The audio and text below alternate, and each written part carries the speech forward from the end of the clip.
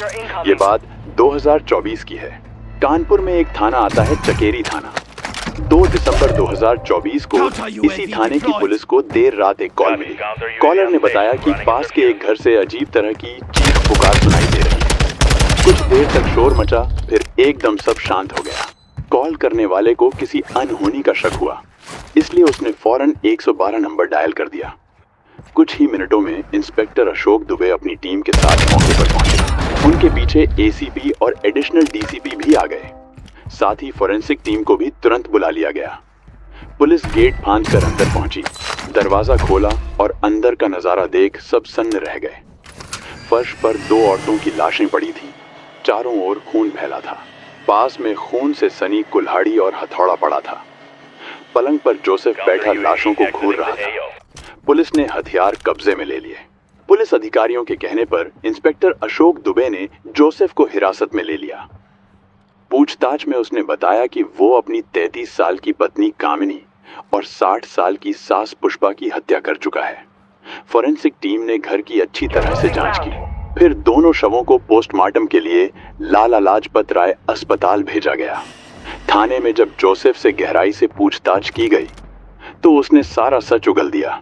बताया कि ये सब लव क्राइम के चलते हुआ। जोसेफ ने रिक्वेस्ट की कि उसके पापा जेरोड जेम्स से बात कराई जाए। इंस्पेक्टर अशोक ने फोन किया, लेकिन पिता ने आने से साफ मना कर दिया। बोले, वो बेटा तो हमारे लिए उसी दिन मर गया था जब उसने अपनी मौसेरी बहन से शादी की थी, कामिनी की बड़ी बहन नीतू, जो लखनऊ में रहती है। उसने भी आने से मना कर दिया। अब क्योंकि पीड़ित पक्ष से कोई एफआईआर कराने वाला नहीं था, तो रामादेवी चौकी के इंचार्ज विनीत त्यागी ने खुद वादी बनकर जोसेफ के खिलाफ हत्या की। रिपोर्ट बीएनएस की धारा 3 में दर्ज करवाई और उसे कानून के मुताबिक गिरफ्तार कर लिया। हत्या के अगले दिन जोसेफ का भाई जैकब जेम्स, मां लुइस मैरी और कामिनी की बहन नीतू थाने पहुंचे।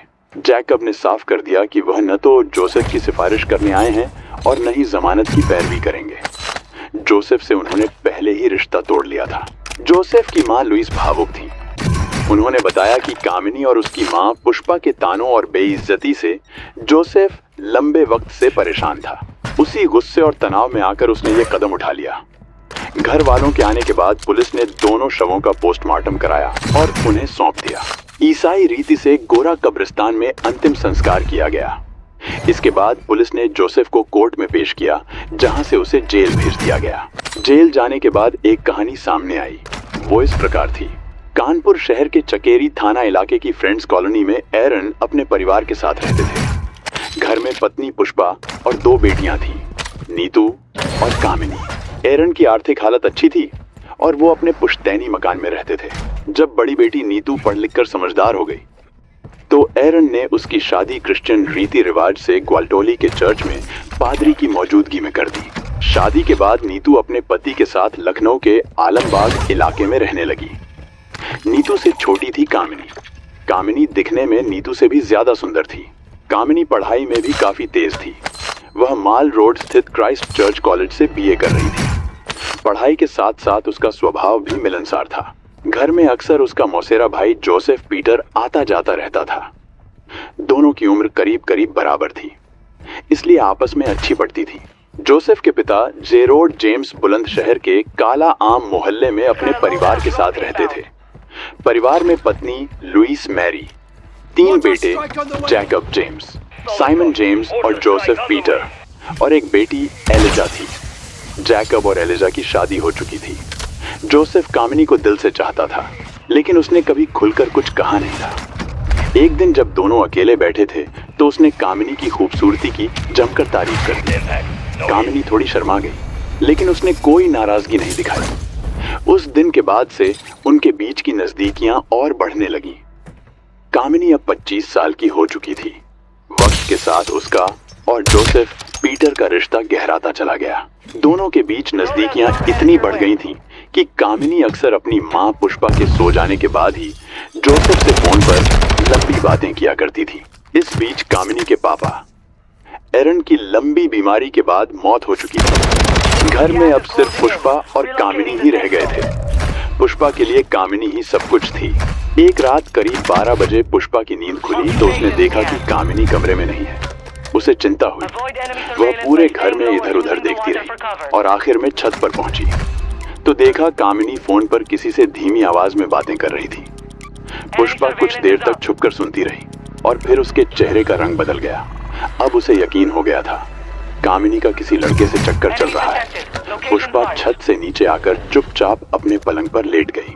थोड़ी देर बाद कामिनी भी आ गई और मम्मी के पास आकर लेट गई, लेकिन पुष्पा की आंखों में नींद नहीं थी। वो करवटें बदलती रही और कामिनी के बारे में सोचती रही।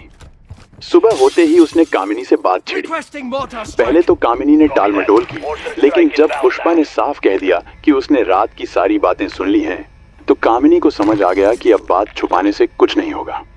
उसने धीरे से कबूल कर लिया कि वो जोसेफ पीटर से प्यार करती है और दोनों शादी करना चाहते हैं। ये सुनते ही पुष्पा को जैसे झटका लग गया। कुछ देर तक तो वो कुछ बोल ही नहीं पाई।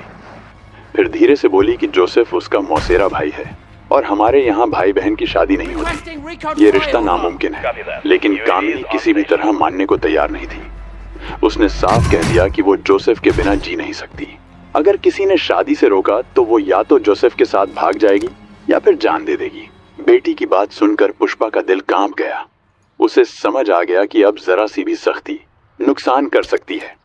मजबूरी में उसने कहा कि ठीक है, जैसा तुम चाहती हो वैसा ही होगा।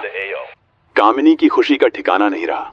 उसने मम्मी को गले लगाया और फिर जोसेफ को फोन करके सब कुछ बता दिया। साथ ही ये भी पूछा कि क्या उसने अपने मम्मी पापा से बात की।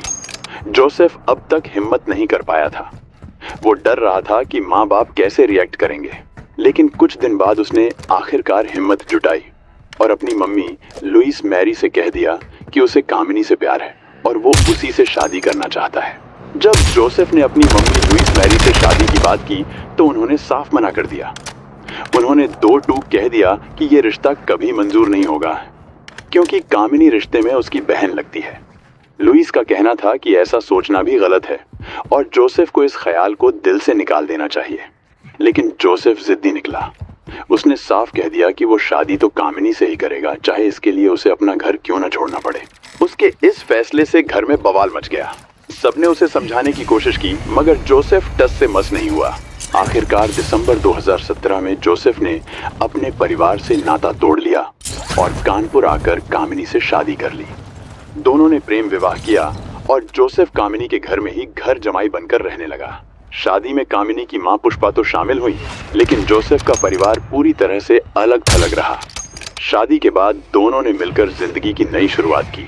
जोसेफ को कानपुर में एक निजी संस्थान की कैंटीन में नौकरी मिल गई। वह मेहनती और हुनरमंद था, इसलिए तनख्वाह भी ठीक ठाक मिलती थी। वो अपनी कमाई का पैसा या तो कामिनी को देता था या सासू माँ पुष्पा के हाथ पर रख देता था। इस वजह से दोनों खुश रहते थे। इस तरह करीब 4 साल हंसी खुशी बीत गए। लेकिन इन सालों में कामिनी मां नहीं बन सकी। बच्चे न होने की वजह से दोनों के बीच धीरे धीरे तनाव बढ़ने लगा। कभी जोसेफ कामिनी को दोष देता तो कभी कामिनी जोसेफ पर उंगली उठाती। पुष्पा ने बेटी का इलाज भी करवाया, लेकिन कोई फायदा नहीं हुआ। वैसे भी कामिनी को मां बनने से ज्यादा घूमना फिरना, बाहर खाना पीना और मस्ती करना ज्यादा पसंद था। जोसेफ पीटर ने शादी के बाद अपने मायके यानी बुलंद शहर के घर आना जाना बिल्कुल बंद कर दिया था। ना किसी से बात करता था, न त्योहारों पर मिलना जुलना होता था। हालांकि कभी कभी माँ लुइस मैरी की बहुत याद आती तो वह चोरी छिपे फोन करने की कोशिश करता। लुइस भी अपने पति से छुपकर कभी कभी उससे बात कर लेती थी और रो भी पड़ती थी। करीब 4 साल बाद जोसेफ के जन्मदिन पर लुइस मैरी अचानक कानपुर पहुंच गई। वहां वह पूरे 1 महीने रही, लेकिन कामिनी का बर्ताव उसके साथ बहुत ठंडा रहा। उसने ज्यादा बात नहीं की और जाते जाते रहने खाने का खर्च बताते हुए लुइस से 8,000 रुपए भी मांग लिए। इसी बात को लेकर जोसेफ और कामिनी के बीच कहासुनी हो गई, लेकिन कामिनी अपने फैसले पर अड़ी रही। जोसेफ घर जमाई बनकर रह रहा था, इस वजह से उसे कामिनी और उसकी मां पुष्पा की हर बात माननी पड़ती थी। सुबह वह काम पर निकलता और देर शाम थका हारा लौटता था। पूरा दिन कैंटीन में मेहनत करता था, इसलिए घर आते ही उसे सिर्फ आराम चाहिए होता था। कामिनी चाहती थी कि जोसेफ उसके साथ वक्त बिताए, बात करे, कहीं घुमाए, लेकिन थकान की वजह से जब जोसेफ दूरी बनाने लगा तो दोनों के बीच झगड़े शुरू हो गए।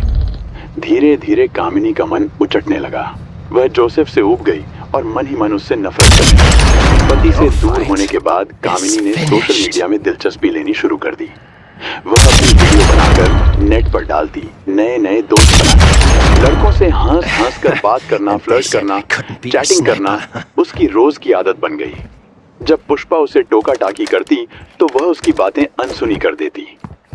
इसी सोशल मीडिया के जरिए कामिनी की पहचान राहुल नाम के लड़के से हुई। राहुल दिल्ली के नजफगढ़ का रहने वाला था और किसी मल्टीनेशनल कंपनी में काम करता था। वह काफी स्मार्ट और स्टाइलिश था। जान पहचान होते ही दोनों के बीच फोन कॉल और वीडियो कॉल का सिलसिला शुरू हो गया और धीरे धीरे ये रिश्ता भी गहराने लगा। राहुल देखने में स्मार्ट था और बातें भी बहुत दिलचस्प करता था। यही वजह थी कि कामिनी धीरे धीरे उसकी तरफ खिंचती चली गई और फिर उसे दिल दे बैठी। उसी दौरान राहुल ने कामिनी से शादी की बात की और कामिनी ने भी बिना देर किए हाँ कर दी। लेकिन इस नए रिश्ते की भनक जोसेफ को लगने लगी थी। एक रात उसने देखा कि कामिनी मोबाइल पर किसी से धीरे धीरे बात कर रही थी। शक हुआ तो उसने कामिनी से पूछा, तो कामिनी ने बिना झिझक साफ साफ कह दिया कि वह अपने बॉयफ्रेंड से बात कर रही थी।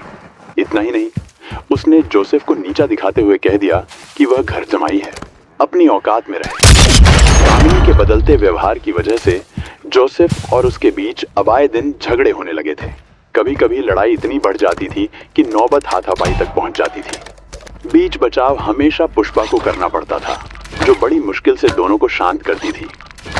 लेकिन जब भी जोसेफ अपनी सास से शिकायत करता तो पुष्पा हमेशा अपनी बेटी का ही पक्ष लेती थी। एक शाम बात हद से पार हो गई। जोसेफ थका हारा घर लौटा था और कामिनी फोन पर बिजी थी। उसने बस चाय मांगी तो कामिनी भड़क गई, तानों पे ताने मारने लगी। जोसेफ से बर्दाश्त नहीं हुआ, फोन छीना और जमीन पर पटक दिया।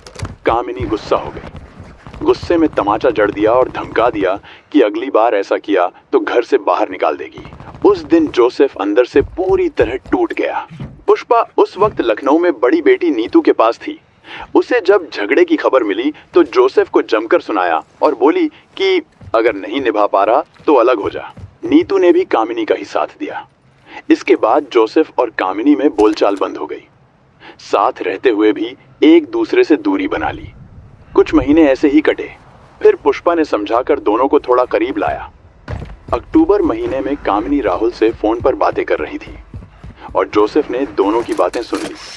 पता चला कामिनी अब राहुल से शादी करना चाहती, दिल्ली जा रही है। 2-3 दिन के बाद कामिनी ने जोसेफ से कहा बुलंदशहर जा रही है, लेकिन दिल्ली चली गई अपने बॉयफ्रेंड राहुल के पास। जोसेफ ने जब ये बात पुष्पा को बताई तो उसने उल्टा उसी को दोषी ठहराया। जोसेफ को समझ आ गया कि सास और बीवी दोनों पहले से मिलकर खेल खेल रही थी। करीब हफ्ते बाद कामिनी वापस आई। जोसेफ ने कुछ बात करनी चाहिए तो कामिनी ने टाल मटोल और बेतुके जवाब दिए। जोसेफ ने फिर भी प्यार से समझाया कि सब कुछ ठीक कर सकते हैं, साथ रहकर खुश रह सकते हैं, मगर कामिनी पर कोई असर नहीं पड़ा। जोसेफ ने अपनी भी कुछ गलतियां मानी, माफी भी मांगी, मगर जब कामिनी टस से मस नहीं हुई तो जोसेफ के सब्र का बांध टूट गया। उसने सोच लिया कि अब अगर कामिनी उसकी नहीं रही तो किसी और की भी नहीं होने देगा। एक दिन जोसेफ हटिया बाजार गया और 350 रुपए में एक तेजधार कुल्हाड़ी और एक हथौड़ा खरीदा। दोनों चीजें घर में छिपा दी। उस वक्त पुष्पा लखनऊ में थी और कामिनी जब तब बाहर रहती थी, इसलिए किसी को भनक भी नहीं लगी। 25 नवंबर को पुष्पा लखनऊ से कानपुर लौट आई। जोसेफ और कामिनी के बीच पहले जैसा ही तनाव बना रहा। कामिनी ने मां से साफ कर दिया था कि वह अब जोसेफ के साथ नहीं रहना चाहती। शाम को जोसेफ घर आया तो उसने यह कहकर हटना चाहा कि कुछ दिन बुलंदशहर में रह लेगा ताकि माहौल ठंडा हो जाए। लेकिन उसने यह भी चाहा कि कामिनी साथ चले ताकि दोनों के बीच की दूरियां कम हों। कामिनी ने थोड़ी नानुकुर के बाद हामी भर दी, लेकिन उसका मन कुछ और ही सोच रहा था। असल में मां बेटी दोनों की योजना थी कि किसी भी तरह जोसेफ को घर से बाहर किया जाए। कामिनी ने तय कर लिया था कि वह बुलंदशहर जाएगी, फिर वहीं से दिल्ली निकल जाएगी और राहुल से शादी कर लेगी। 1 दिसंबर को रविवार था। कामिनी ने सुबह से ही बुलंदशहर जाने की तैयारी शुरू कर दी थी। शाम तक 2 बैग पैक कर लिए, एक जोसेफ का और एक अपना। रात 10 बजे की ट्रेन से दोनों निकलने वाले थे। रात करीब 8 बजे तीनों ने साथ बैठकर आराम से खाना खाया। माहौल एकदम शांत था, जैसे किसी तूफान से पहले की खामोशी हो। खाना खत्म होते ही जोसेफ बाहर गया और स्टेशन जाने के लिए एक ई-रिक्शा बुलाया। रिक्शे वाले को थोड़ी देर रुकने को कहकर वो फिर अंदर आया और कामिनी से बैग लाने को कहा। इसी बीच कामिनी के मोबाइल पर कॉल आई, शायद राहुल की। वह फोन पर लग गई और काफी देर तक बात करती रही। जोसेफ को गुस्सा आ गया। उसने फोन छीनकर पलंग पर फेंक दिया। इसी बात पर दोनों में बहस होने लगी। माँ पुष्पा ने भी कामिनी का साथ देना शुरू कर दिया। बात बढ़ती गई और जब कामिनी ने बुलंदशहर जाने से मना कर दिया और जोसेफ का बैग दरवाजे की ओर फेंक दिया तो जोसेफ आपे से बाहर हो गया। उसने गुस्से में कामिनी को पकड़कर जमीन पर पटक दिया और फिर कमरे में छुपाकर रखी कुल्हाड़ी निकाल लाया। कुल्हाड़ी देखकर कामिनी जान बचाकर दरवाजे की ओर भागी, लेकिन जोसेफ ने उसे पहले ही पकड़ लिया। फिर कुल्हाड़ी से ताबड़तोड़ कई प्रहार कामिनी पर किए। कामिनी खून से लथपथ होकर बच सकती थी। इस बीच कामिनी की मम्मी पुष्पा उसे बचाने आई तो जोसेफ ने उसे भी कुल्हाड़ी से काट डाला। कामिनी और पुष्पा की सांसें थम चुकी, लेकिन जोसेफ को यकीन नहीं था। वह हथौड़ा ले आया और जुनून में हथौड़े के वार से दोनों के चेहरे बिगाड़ दिए। इसके बाद खून सनी कुल्हाड़ी व हथौड़ा मां बेटी के शवों के बीच फेंक दिए। जोसेफ ने मर्डर करने के बाद भागने की कोशिश की, लेकिन भाग नहीं सका। दरअसल घर में ऑटोमेटिक लॉक था।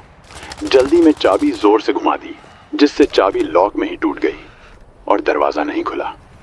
मजबूरी में वो पलंग पर बैठ गया और खून से सने शवों को देखता रहा।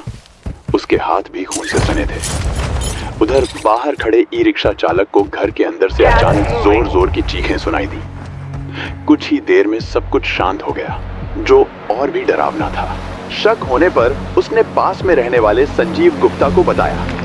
संजीव को किसी अनहोनी का अंदेशा हुआ और उसने तुरंत 112 पर कॉल कर दी।